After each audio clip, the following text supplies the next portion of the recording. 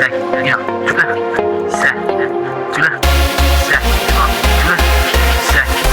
بالا فاکر شی نمیدونه گریشی به سگی بیش نیستی داشتی نمیتونی کوکو ماشی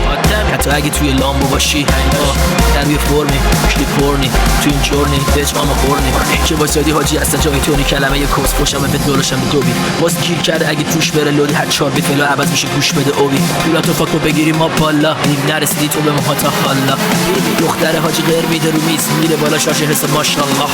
میگه گنده تو رو میزم و رقصیدن گنده ما چاقالا نیستن که ترسیدن عجب وضعیه ورزیدن من به طرزی و رپ میکنم پاره کنی سرسیلن درسته آلبوم بود زمان بر ولی رپ پرسو داییدم با پیامبر مدت کمیه واسه درکش که ترک بعدی اومد تو آلبوم ترکش خیلیه که با بی غیرتی برسی گفته به شکل جنگ بین فقر فرهنگ دخترا تو استوری میدن هر جمعه شیک وقتی که یه عقده‌ای به عرش میرسه میشه هر عقده شیک با شاه توی آلبوم ولی توی ترک دیست بکنه نشد که بشه زن داره پی زن دومه داره منفجر میشه این جمجمه فرق بین شهرت و محبوبیت مهر مردم تو دلتون گمه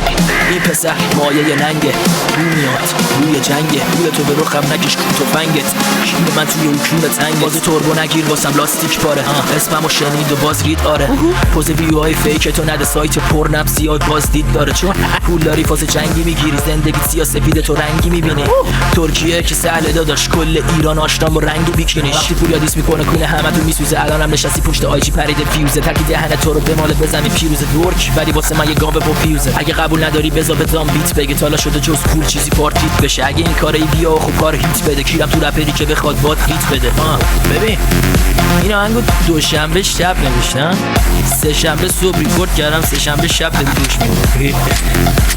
سلامم گرفته بود سرما خوردم